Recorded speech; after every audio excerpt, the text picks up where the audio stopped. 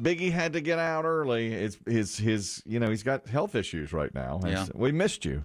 I know. I hated missing it. It looked like it was a great time. It was. The weather couldn't have been nicer. And I know. we had it outdoors here at the radio station, and they brought in a food truck, which was really good, and everybody had a nice time. It was just kind of The food looked phenomenal. I saw pictures. Oh, yeah. It was like, let's get back together. We haven't been together as a staff for a long time, so we did that. So I went up to a guy, Taylor, who I, chat with occasionally here, and he has a brother, Alex, who used to work here.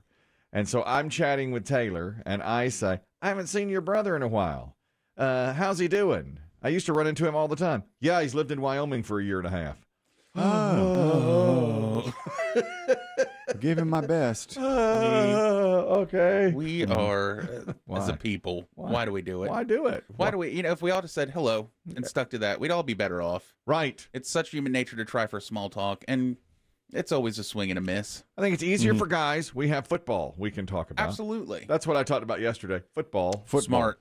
A lot. I just went up to, we have a guy here that looks like Aaron Rodgers. He's new. I hadn't noticed it, but my friend Tripper said, doesn't he look like Aaron Rodgers? I was like, Now you can't unsee it. he really does. Yeah. Got a beard and, perfect hair. And I mean, good looking guy. Let's face it. Okay. And I said, you do look like Aaron Rodgers. And I was just like staring at his face. I hope you didn't say it in that way. Yeah, you do. Dude, You do look like Aaron Rodgers. Look at you. I'm staring him I'd down. like to draft you. Huh? I'm gonna go get some food. They warned me about you. And they were right. I know. And then it's like a small talk. Another guy came up and said, can I talk about football with you guys? He just out. It's like, can we all talk about football? It's like, okay, let's talk about football. Yeah, Weird. that's much better. That's what we did for a while, trying to make a little small talk there. It was very nice. In fact, the folks who brought the food truck named food items after us. I saw. That looked cool. That was really they cool. had a standard menu, but they renamed everything. Yeah. Yeah, it was really based neat. on the morning show, which is it's really quite an honor. It was nice. Mine was the Kickin' Chicken because I used to work at the Kickin' Chicken radio station, and it was a spicy chicken. Cool. Yeah, it was really nice of him to do all that. I thought that was really cool. So we did all that, and Squidward, who now does our video clips on YouTube, this was another moment where I thought this is like, I don't know if it's small talk gone wrong or whatever, but he never, ever listened to this show. He's a guy, I mentioned him last week. He never, ever listened, but he works here. And so now he's in charge, because we have cameras in the room, of taking the video after each show and putting it up on YouTube. Now, he's the guy that, when he first started doing this, said to me, this is about 2 weeks ago, he said, yeah, I'm listening to a lot of your show because I'm having to put it up on YouTube. And he said, I don't understand the hype. No, now that I've heard it, I still don't get it. I don't get it. I don't get it. He doesn't know how fragile you are. Right. He does know. not. Yeah. He's young and new. He has no idea of how fragile. So I've thought of nothing else since, of course. That was 2 weeks ago. How can I make this 20-something like me? Right. He's 24 years old, and I'm trying to make him like me. You're focusing on one 24-year-old. That's right. I'm trying to make him like me. So yesterday, he comes up to me, and I'm making small talk with him. And I said, Who are you again? I said, how'd the YouTube clips go today? And he said, oh, man, don't worry about it. Everybody has an off day. To me. And I said, oh. That's He said, implying that you'd kind of drop the ball. Drop the ball. Coasted. What? Okay. Don't worry. He goes, don't worry about it. He goes, you'll be back. Yikes. He has no idea. no. The fragility. Yeah, you're like a... yeah, exactly. What's that rare flower? Yeah. You're like a hothouse flower. That's right. That's right. And I can't have that. That's why I never look at any comments No. on any kind of social media. I constantly. You're an orchid. Yeah. Yes. You shield me. I do. I try to hide. I tell people, lie to him. Of course you do. Of course you do. I appreciate that. You better get to Squidward, because he keeps telling me the truth. That's twice now. That's twice. I tell everyone in our sales department, if he asks how sales are going, you always say, marvelous. Well, they always Never do. been better. They always do. Yeah, well, that was yesterday. That's all we ever hear. Yeah. Several sales guys yesterday. I said, how are sales? Couldn't be better. Unbelievable comeback. Could not be better. Then you walk away. They just sort of shake their heads and make eye contact with one another. That's exactly right. How long we got to do this around this hothouse for? You know, maybe it was, I'll tell you what, Squidward being honest with me. Yesterday, I said to him, how'd those YouTube clips go? Don't worry about it, man. You'll be back. Everybody has an off day. What? Huh? Today, and now that we have the 5 hot topics of the day, I'm 4 for 5 today. Wow. 4 for 5. It's the best I've ever done. Okay. I can't even I can't even discuss any of them because they're all coming up. Okay. You know, that's what it is. Every day we make this spreadsheet. We go over what's going on, what's happening in the world. We try to stay current. And then very late, right before the show begins, a former mentor of mine sends an email that says, here's what everybody in America is talking about. The latest, hottest topic. 5 topics. And I would say our average is 1.5 out of 5. 2 out of 5, maybe. There have been days we've gone 0 for 5. Today, just ticking them off here, 4 for 5 is what we have. The only one we didn't have on here was contact tracing in Manatee County, Florida. Ain't anybody talking about that. That's one of the hot 5. That's one of the hot 5. Officials in Manatee County, Florida were able to identify the patient 0 in a recent outbreak of the coronavirus that swept through a government building and left several hospitalized, all of whom were unvaccinated. But they have recognized who's patient 0. I didn't even hear about that. No. America's not talking about this. They're talking about 4 of the other things, which we have on the list today. So I was excited about that. I really was. By the way, we were talking about the sandwiches that were named after us. I'm not going to say who, Biggie, but mine was named the Kickin' Chicken because I used to work at a radio station called the Kickin' Chicken. Before we got to look at the menu, someone said, what's Biggie's called? The Hornblower? I'm not going to say who said it. I fought for you. Is it somebody I know? I'm not going to say. Is it someone in this room? I can't. What's Biggie's? That's a recent development in Biggie's life. Right. That's right. He's a hornblower. He's a hornblower because of his recent condition where he's got bloat on his gut. He has trouble getting into the car. It's more than bloat. I know that. But, what do you want me to call it? I don't know. The other thing somebody said was, what's Biggie's sandwich called? The unborn twin? It's not an unborn twin. I keep getting emails saying, eat Tums. No. I keep getting emails saying, I had a twin in me. Because the condition. He has the condition. It's a condition. All right. Because he has a condition, he has more trouble getting into his car. So every day now we hear the blowing of the horn as he leaves. So somebody said Biggie's sandwich should be called the Hornblower. And said, yesterday, the door was propped open because the weather was good, so people could have access to the food truck. Yep. So Kelly and I heard it loud and clear. Loud and clear. There it was. Like, well, there goes Biggie. He's breaking out early. And I said, well, I fought for you, though. I said, we can't say this about this man. We cannot. Is he not human? That's right. I don't believe you for a minute. I feel like one of you said it should be the Hornblower, and the other said it should be. See, it's in dry erase. Just change it. It's true. It was dry erase. Yeah. We could have changed it. Yeah, just change it. We could have changed it to the Hornblower. I thought that was a lot of fun. Okay. That was a good time yesterday. But this Hornblower thing now, I don't know if it's going to catch on. I don't know if that's going to be a thing. I did get an email from his initials are SB, and he said he just happened to be in our neighborhood yesterday morning. And right after we talked about blowing for Biggie, make it a hashtag. Yeah. He drove by our building and blew his horn. Thank you. Then he said, I realized you're in a soundproof studio. Still. I said, it doesn't matter.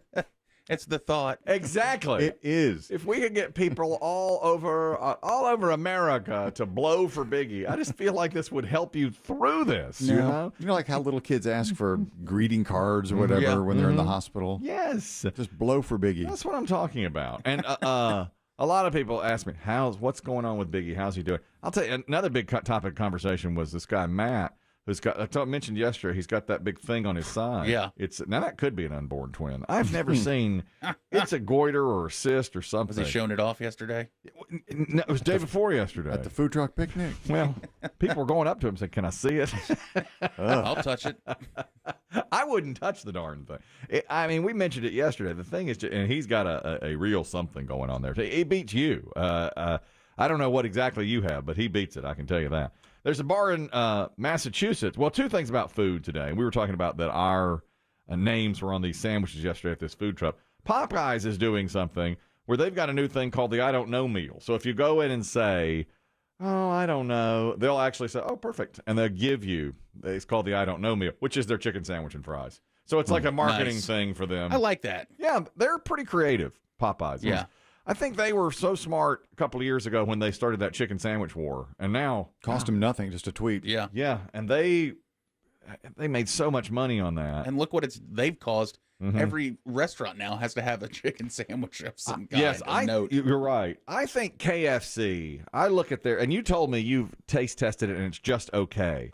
But I see it on billboards and it looks fantastic to me. Oh, yeah. I've never had it, but like I'll go buy a KFC and they've got a sign out for their new chicken sandwich and it looks so good. Thick and hand breaded and all those things. The new Burger King, what do they call it? The Chiking? That looks good. Those commercials are working on me. I want to try one. They look really, really good. I agree with you. And I know in my heart it's not going to beat one place. Not going to be the... No. Well, there's one. There's one. There's always one, no matter who you try. Try them all. Yeah. See which one. Yeah. I feel like McDonald's has gotten close. I like the McDonald's. Yeah. I've had that one. That's and I the like closest. That one. But this guy, I think Popeyes is doing a smart thing because if you go up there to the counter or to the drive-thru, and like they're doing it for couples who like the guy wants the Popeyes and the girl's like, oh, I don't know. And they say, thank you very much. Pull around. We've got it for you. So they give you a chicken sandwich, fries. I love it. And a drink. I know. That's pretty smart. Remember my friend Diesel had such trouble at the Cookout the other day. Yeah, he was perplexed by the menu. It is a little complex. Yeah, somebody went through. Dave said he went through the Cookout menu. This is a restaurant. This is regional, but they serve them differently. It's not called like a value combo. meal. Not a combo. It's a tray. It's just a tray. Yeah. And they have more. You can have like 3 or 4 items. There's a lot of differences there. And poor Diesel he was thrown by it. I told you that the other day, and Dave concurred. He went through more recently and said, yeah, if you're not familiar with that tray system, it can take you down. There's a bar in Massachusetts. This is good marketing, I thought. They are in Worcester, Massachusetts, and they want to be part of the new Monopoly, the Worcester-based Monopoly. I guess a lot of towns do that. Chris Tim always says, yeah, they're still doing it. Ugh. They're still doing it. And I knew you'd be against this. You don't like the game Monopoly. I don't like the game. I've never completed one. Yeah, that's right. You are not a Monopoly fan. I don't think I've ever completed, but I enjoy the game. I do too. I like the game. I haven't played in a long time. But I have Red Sox-opoly, Broncos-opoly, Tar Heel-opoly. Yeah, that's how they make their money. It's brilliant. And nobody plays them. Well, now they're doing Worcestopoly for Worcester, Massachusetts. Worcestopoly? I should have that one. Worcestopoly. Yeah. And you're right. I haven't played Red Sox-opoly in years. Most people leave them in the boxes. Yeah, and don't even... The theme one, the special ones. Yeah. And they do. Monopoly sells a lot of those. I think I had a Star Wars one that I don't think I ever opened. No. And it got sold at a garage sale. Yeah, nobody does that. Well, this bar, there's a bar called Ralph's Tavern in Worcester, and they are left off of the board, and they were upset about this. It's in the pre-planning now, so they're upset they were left off the board. So they decided for one day to grab attention, you could go in and spend Monopoly money from 4 to 6 p.m., and they would accept it as real money. Huh. But they got in a little trouble with the alcohol board because you can't sell alcohol that way. You have to have real cash. So they did it for just food. So if you wanted onion rings or burgers or whatever, they were charging. If you told me to get some Monopoly money, I couldn't do it. You don't have the Monopoly set in your house? No, I haven't had one for decades. We have it. We have. But you had little kids. Yeah, but I don't think they've played. We've talked about playing with them Monopoly because I guess we probably have 2 sets. We brought them from our own homes when we got married, and there's a closet with just a bunch of games in it. But they like Pictionary. We have played Pictionary quite a bit. They haven't played Scrabble. I should get the kids to play Scrabble. Scrabble would be fun. Watch those. Let's just see how they really are doing in school with Scrabble. See what kind of words they can put letters together. Yeah, let's see if they can do that. But the bar said they have such a history. They wanted to be on the Monopoly board. This is the owner. There's going to be 34 different places on the Monopoly board that are all going to be Worcester-themed, iconic Worcester places. We were the first barroom that opened up after Prohibition in 1934, so we're the oldest tavern on Shrewsbury Street, so it's fun. Hopefully we can get on it. It's a point of pride, I think, not just for the business community, for people who live here. They're not going to do another Worcester edition 5 years from now. So if you get a space on this board, this is potentially a board game families will have in their, their game cabinet or in their living room for years to come. Chris Demm, it's a fact. No one will ever play it. It will not be played. You will not. Like Biggie, it'll stay in your house until you sell it. That's the thing about the bar. Yeah, it'll be on somebody's shelf, but they're not going to see the word Ralph's Tavern. No. You're not going to. Is that the place over there in Shrewsbury? Yeah.